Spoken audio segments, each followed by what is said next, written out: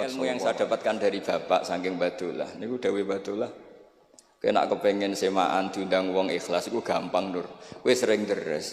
Jadi kok nak diundang wong anggap ae derese pindah tempat. Nah, tapi nak sampean ra tau ngaji khatam jebule nak diundang semaan khatam nak ning omah ra khataman berarti orderan sampean. Jadi iki solusi bagi kanca-kanca hafid sing wedi dosa, nak sing mboten wedi nggih monggo terusno mawon. Niku carane niku nggih tetep teng dalem nggih khataman, mungkin nak diundang berarti khatamane pindah tempat. Tapi nak sampean ra tau ning omah khataman kok nak diundang khataman ya berarti order. Niki mboten nyindir niki menata niat nih, cerita-cerita nata niat. Terus Imam Fathul Bari niku cerita ketika Rasulullah sallallahu alaihi wasallam dawuh iqra'hu fi syahrin. Ada sahabat yang pamit mau khataman tiap bulan enggak boleh, 2 minggu enggak boleh, seminggu enggak boleh. Walhasil itu dipakai alasan. Terus Nabi ngendikan iqra'hu fi syahrin sampai iqra'hu fi sab'in. Sampai ada riwayat iqra'hu fi salasin. Sudah 3 hari khatam sekali itu sudah kebanyakan. Apalagi 1 hari khatam sekali. Itu kemudian dipakai kelompok tertentu untuk mengkritik tradisi NU yang 1 hari khatam. Tapi apa jawabannya Imam Fathul Bari? Apa mereka yang mengkritik itu benar-benar nyata iqra'hu fi syahrin, kemudian mereka itu khatam tiap bulan? Kan enggak juga. Oke, kamu kritik enggak apa-apa dari Imam Sinten Ibnu Hajar Al-Asqalani, tapi kamu juga harus baca iqra'hu fi syahrin tiap bulan benar-benar apa? Khatam. Iqra'hu fi sab'in. Memang benar-benar tiap 7 hari khatam. Niki ngritik sing khataman sedina tapi ya ora khataman tiap 7 hari. Jangan bakatnya menjadi ngritik. Nah, terus Imam Fathul Bari cerita. A'rafun nas, orang paling tahu tentang yang dikehendaki Rasulullah sallallahu alaihi wasallam tentu ashabu, beberapa sahabatnya. Dan ternyata Sayyidina Utsman itu setiap malam khatam. Artinya apa? Tiap hari beliau khatam. Masa Sayyidina Utsman enggak tahu hadis itu? Sayyidina Utsman tiap malam niku khatam. Imam Bukhari rawi hadal hadis yang meriwayatkan Nabi itu melarang khataman keseringan, yang meriwayatkan hadis iqra'hu fi syahrin, iqra'hu fi sab'in. Beliau itu tiap malam khatam Quran dan khusus Ramadan khatam 2 kali. Mboten krana order lho nggih. Memang benar-benar khatam. Jadi pagi khatam, indal iftar, nanti khatam lagi sampai indas sahur. Sehingga terus mulai sanad kula dugi Mbah Dolah, dugi Mbak Arwani sedanten lewat orang tua saya, lewat guru-guru kita. Khataman tiap hari itu enggak punya akibat apa-apa. Karena itu ahwalu masyayikhina, itu sudah perilaku masaya-masaya kita. Terus niki yang perlu saya ungkapkan.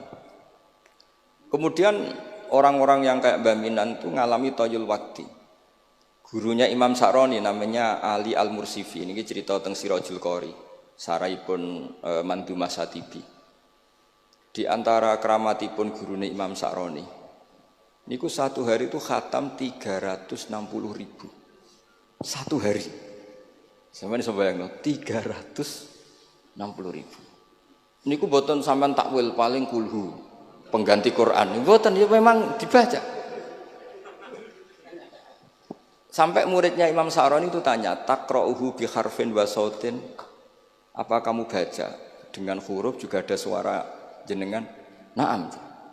Terus kata beliau, maddawli al-waqta. Ini Allah memanjangkan waktu untuk saya ikraman li Rasulihi Muhammad sallallahu alaihi wasallam.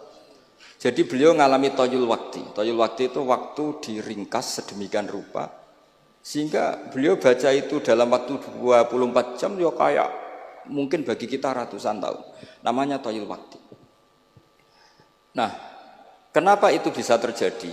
Terus kata-kata sarahnya Satibi tadi Sirahul Qorek, wa hadza amrun la tasa'ul uqul wa hadzuna minhu at-tasdiq. Ini sesuatu yang mungkin nalar kita tidak sampai, tapi sudahlah kita percaya saja.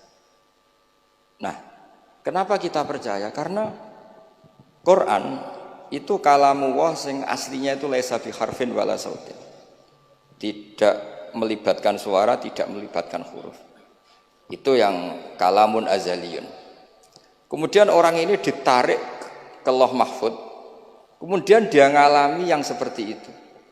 Dan itu bagi orang-orang dekat Allah sah saja. Kuntu sam'ahu alladzi yasma'u bihi wa basarahu saterusnya. Orang-orang yang dekat Allah itu ibaratnya mau melafadzkan apa saja itu sudah kayak mewakili Tuhan. Kenapa begitu? Karena dia saking fananya pada dirinya sampai ya memang fana. Sehingga ya dia sudah, tapi bukan manunggaling kawula Gusti mboten. Misalnya begini, saya beri contoh. Andaikan sampean itu jadi wali, sebetulnya saya bilang andaikan ini suul adab, bisa saja wali betul. Tapi kayaknya kok belum meyakinkan. Andaikan dulu, urutannya andaikan dulu. Kalau sampean jadi wali, itu enggak tahu bedanya antara ayam itu melahirkan telur atau telur lahir dari ayam dengan ayam itu lahir dari batu. Itu enggak tahu bedanya. Apalagi Nabi. Nabi itu malah enggak kepikiran kalau itu ada bedanya. Kenapa? Ketika kamu percaya kudroh azaliyah sing ghairu mahsurah, kamu percaya kudrohnya Allah Ta'ala itu tama sempurna, itu kan sampai mesti berpikir, memangnya ayam bisa bikin telur? Memangnya telur punya kemampuan apa untuk menjadi ayam? Jadi sampean tahu betul kalau ayam itu tidak ada kudrohnya sama sekali, tidak ada kemampuan sama sekali untuk melahirkan telur, telur tercipta jadi ayam. Artinya apa? Meskipun sesuatu itu sudah adi, sudah biasa, tetap yang ada adalah kudratullah, bukan hukum adat yaitu ayam menelur. Sehingga seorang nabi itu misalnya Nabi Soleh ditanya, apa bukti mujizat kamu? Saya minta unta keluar dari batu besar ini. Dari Nabi Soleh, ya enggak apa-apa. Karena beliau itu tahu betul ketika unta lahir dari unta, itu memangnya unta bisa apa? Memangnya unta iso gawe unta, ayam iso gawe telur. Semua itu ada kudroh azaliyah, ada kudrohnya Allah. Nah wali dan apalagi nabi itu tahu betul itu. Sehingga ya nggak ada bedanya. Misalnya para nabi sampean tanya, ayam bisa melahirkan telur, apa batu ini bisa melahirkan telur? Ya jawabnya bisa. Sehingga ya betul lah. Terus ada Naqatus Sholeh itu keluar dari apa? Batu. Dan Nabi Soleh biasa saja karena beliau memang nabi. Rasulullah ketika sahabatnya kelaparan, terus diundang Jabir, masakannya sedikit. Ya beliau bilang ini masakan harus jadi banyak. Ya banyak, untuk orang sekian ribu cukup. Ketika sahabat kurang air di padang Sahara, gitu, sahabat bingung nyari air, Nabi malah sare, masyhur. Sare, terus ya santai aja ketika beliau dilapuri kurang air, terus ya sudah minum air dari sini, terus fana ba'al ma' min baini asabi'i. Karena Nabi itu orang yang tidak bisa didikte oleh hukum adat. Sehingga tidak terus, ayam ini bisa lahirkan telur, berarti mungkin. Kalau batu enggak melahirkan telur, tidak mungkin. Terus kamu bilang ini mungkin, ini tidak mungkin. Itu kita kalau di matolek kan diajari. Padahal mungkin tidak mungkin berdasar hukum adat. Bukan berdasar kudrohnya Allah SWT.